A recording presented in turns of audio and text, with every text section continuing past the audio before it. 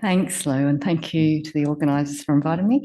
So I'm going to talk about COVID-19 vaccine effectiveness, and I thought I might just start with a slide looking at where we are in the 5th year of this COVID pandemic.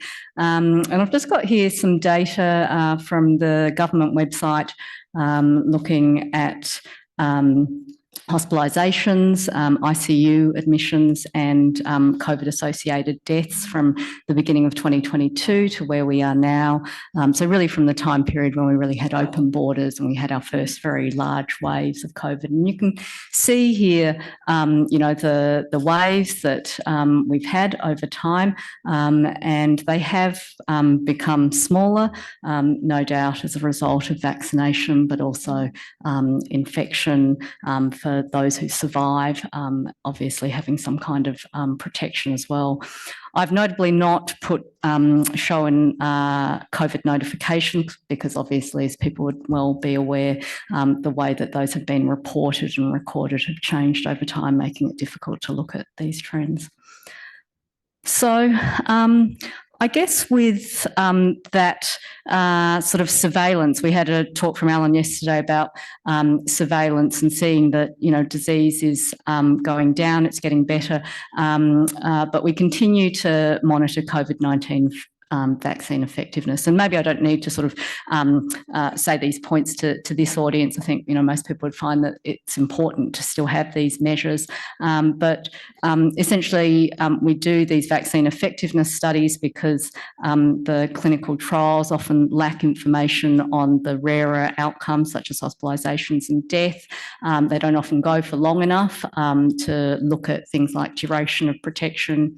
Obviously, they can't be organised rapidly enough often to look at efficacy in relation to new circulating variants.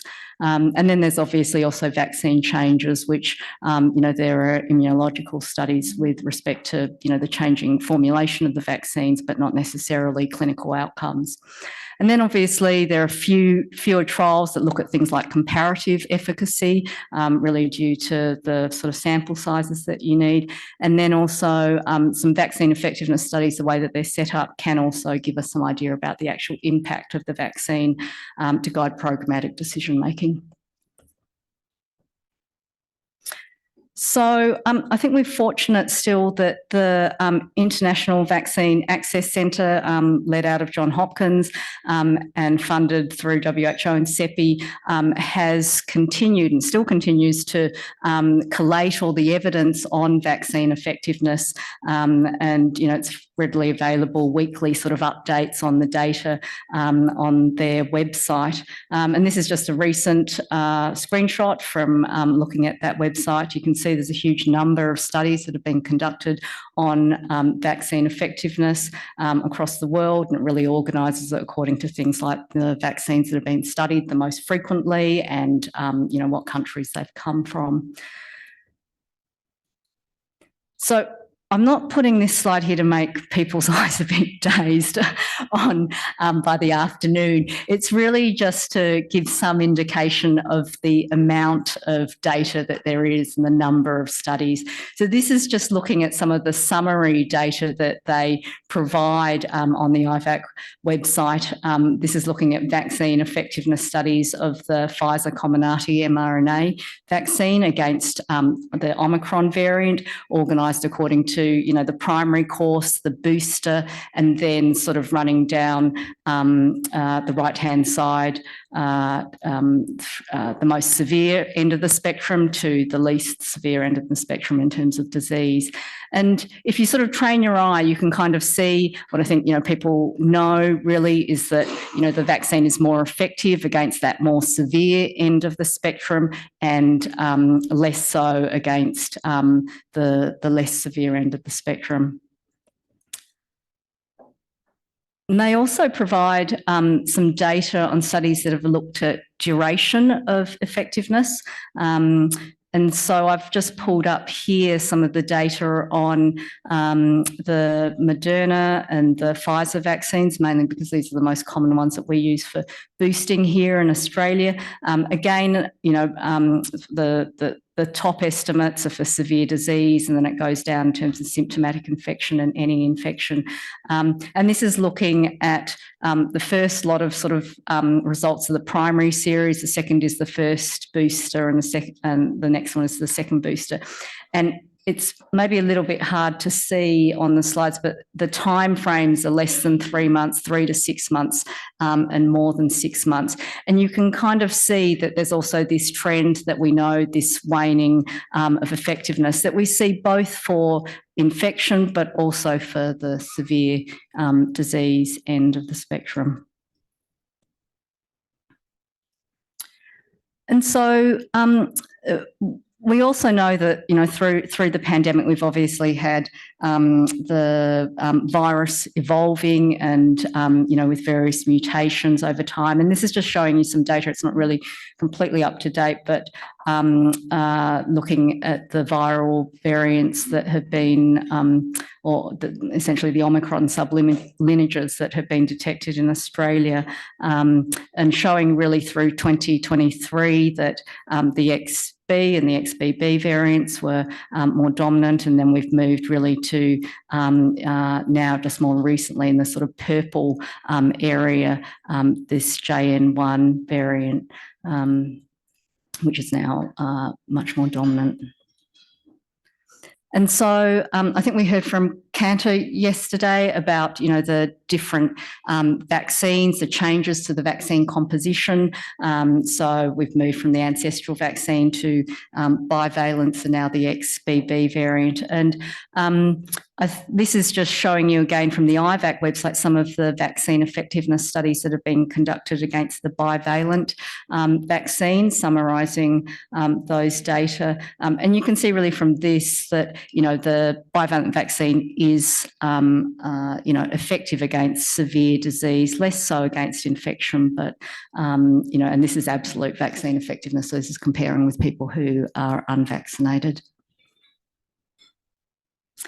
And then more recently, we've had a few studies, I think there's about 5 on last sort of review, that have looked specifically at the effectiveness of the XBB variant, so the monovalent vaccine that's primarily being given as a booster, and that we obviously have had for a few months now in Australia. And so these are really, you know, hot off the press, I guess, sort of data. This is data from Denmark and also the Netherlands, which both reported relative vaccine effectiveness of 76 and 71% against COVID hospitalisations. And then the UK Health Security Agency reported during the period, you know, September to December of last year, relative vaccine effectiveness of this vaccine of about 55%. So, you know, coming in quite well. And these are all relative vaccine effectiveness. One of the things that's a little bit tricky about trying to compare these different VEs is that the reference group might be people who've had vaccine 6 months ago. It might be people who've had vaccine over a year ago. And a lot of the studies, the time since people received their XBB vaccine has been quite short. And we've seen the other data about that sort of waning of effectiveness. And then this is just another study that came out a few days ago from the US CDC, also looking at the XBB vaccine. And sorry, it's a little bit small, but similarly having estimates of a relative VE of around 50%. What they've done in that particular study is also look at both variants, virus that has shown S gene target failure, which they've used as a proxy for the JN1 variant. And, you know, they've sort of reported VE, I think it's about 50%. Can't read it very well from here. And then also looked at the non-JN1 variants, and that's around sort of 60%, but they're not, you know, sort of statistically different. So showing that, you know, this new vaccine formulation is effective against the current variant that we've got dominating.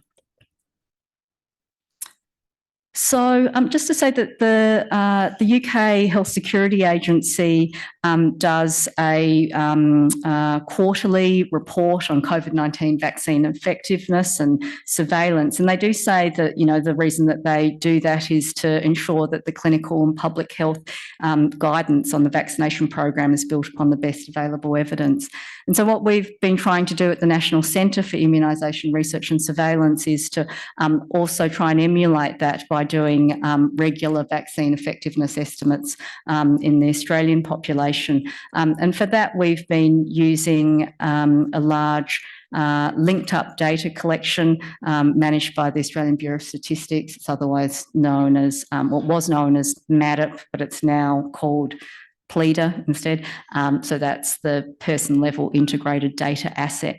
And the slide is really just showing you the vast array of different Commonwealth data sets that are linked together, and been bringing together data such as census, death registrations, traveller data, the Australian Immunisation Register, pharmaceutical benefits and Medicare benefits, scheduled data and aged care data. We can do vaccine effectiveness studies really only because of the outcome being death registrations, looking at mortality. So this is some data that that I've previously shown that we published last year, looking at VE during 2022 in people aged over 65, showing that the third or a fourth dose of vaccine was highly effective in preventing death, VEs of over 90%. In the second half of that year, they did fall a bit, those absolute VE estimates, and it's probably because the unvaccinated group that we compare with is also changing over that time period as more and more people in Australia got COVID that built up their sort of background immunity. And so, your reference group is constantly changing over time. And you can also see there that there is this waning of effectiveness even against severe disease outcomes. And then also just to show from the sort of vaccine program impact perspective, we can also look at these rates of COVID death in different populations. And so again, this is in that second half of 2022, looking at the general population aged over 65, which is in the red bars, and the blue bars are people in residential aged care and their death rates according to their vaccination status. And obviously in residential aged care, the death rates are so much higher, as we know, than people in the general population aged over 65. But from this, we can really look at estimated benefits if you were to, for example, boost people over this time period. And, we can estimate things like during this time period, if you boosted with a fourth dose, 160 aged care residents, you're preventing one COVID death, 1,500 people aged over 65 years boosted from one COVID death, which is, when you're preventing death, that's a great return. And just to show you, so we've continued to do these 3 monthly VE assessments against COVID mortality using this data collection. So this is showing some data that we just published at the end of last year, looking at the bivalent vaccine and looking at it. This is once again a relative vaccine effectiveness, so against people who've received a booster more than 6 months ago, looking at both bivalent and ancestral recent receipt. You still see the waning of effectiveness. The difference between the bivalent and ancestral is they're quite small numbers, so it's difficult to be certain about that. And there's certainly quite a lot of correlation between the type of vaccine that people receive and the time since they've received it. So it's very hard to sort of distinguish those two elements. So just in summary, I think I've shown that the overall burden of serious disease from SARS is falling due to vaccination and also people surviving infections. The COVID-19 vaccine effectiveness studies show higher VE against severe disease compared to infection only and waning vaccine effectiveness. Vaccine-specific vaccines, really these mRNA vaccines are variant-specific vaccines, are effective against infection and severe disease. I think just generally looking at the data that for individuals who are at high risk of severe disease, it still seems that the recency of vaccination is still most important. So really, looking at some of the guidelines that we have, vaccination in the last 6 months. And we did see some data, I think, yesterday showing that those aged over 75 years, only 30% have received a vaccine in the last 6 months, and it's the same in aged care. So these are really vulnerable populations, and we need to, and I think it's, we've talked about it a bit today as well, look at how we can really try and improve coverage. And then finally, linked data sets such as PLEDA that I showed you can really enable ongoing assessment of vaccine effectiveness in Australia, not just for COVID vaccines, but potentially for flu and for other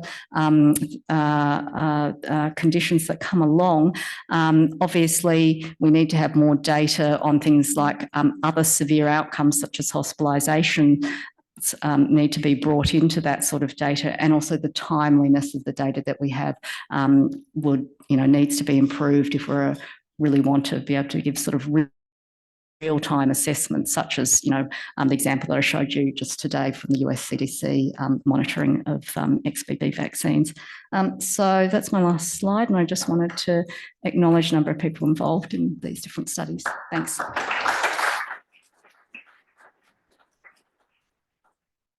Bette, thank you. Lots of time for questions and comments.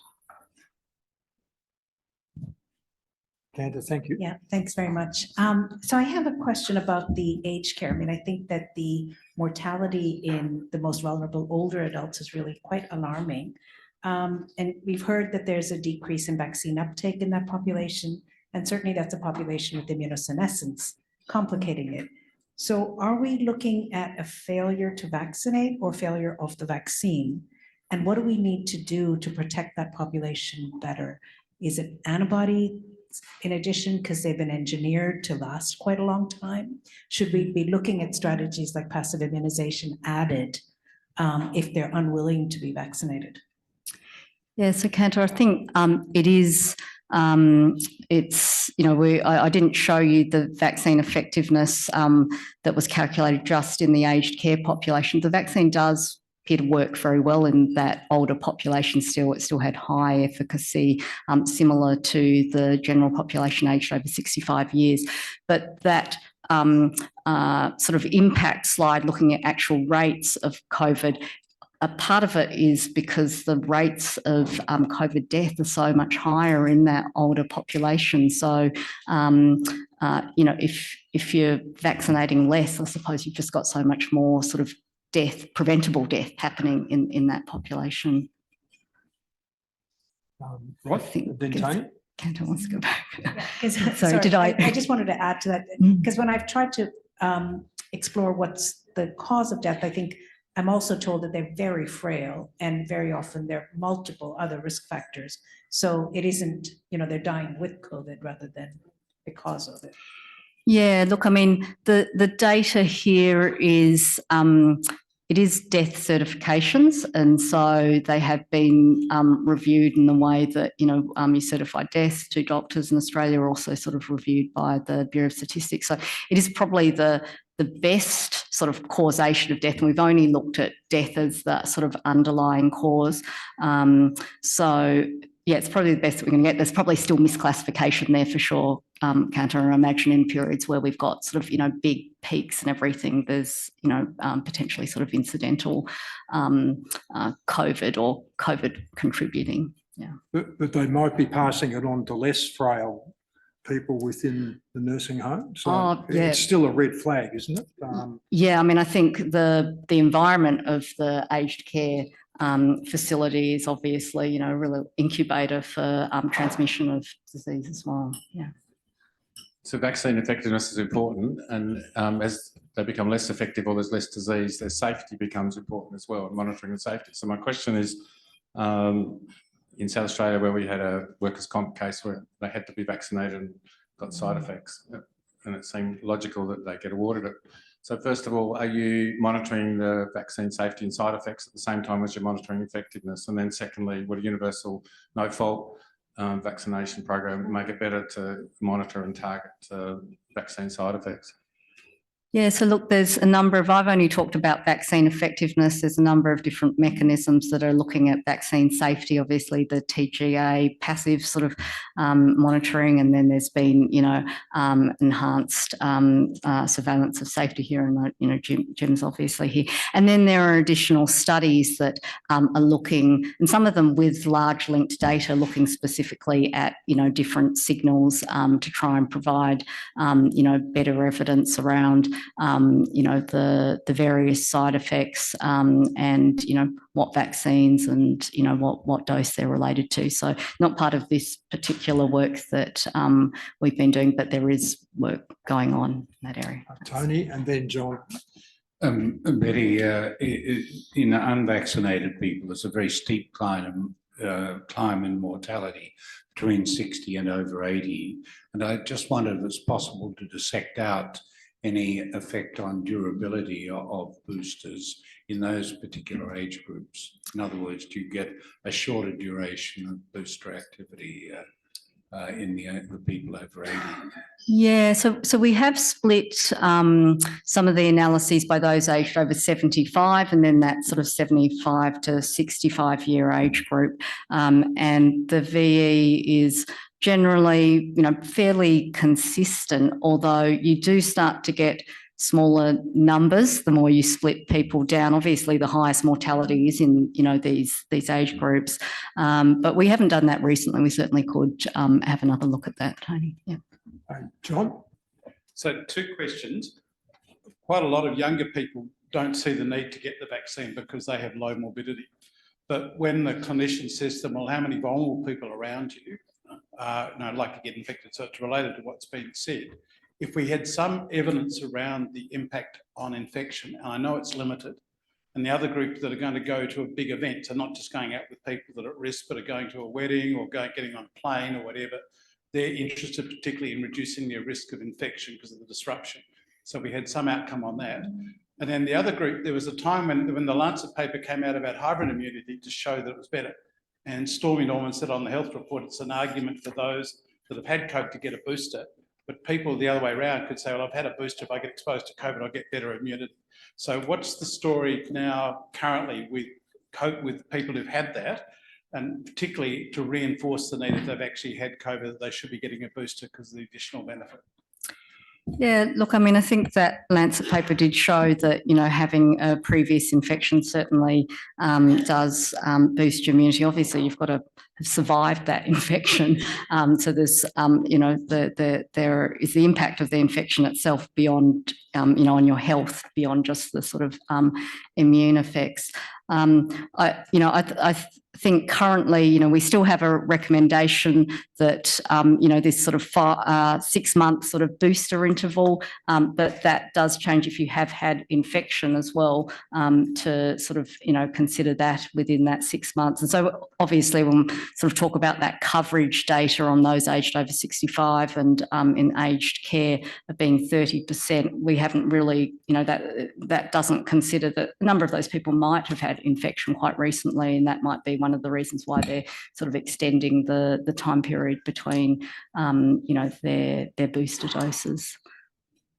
Betty, just quickly, there was an online question. Any comments about long COVID and the effect of vaccination? Yeah, look, I think that, I mean, it's probably not somewhere I want to go into, but look, there have been a number of studies looking at vaccination that do, I think looking them in totality, they do somewhat suggest that people's long-term symptoms, or the likelihood of getting long COVID is less, among the vaccinated population. So that's something that could obviously be better quantified. It's just very hard to do in a sort of robust way.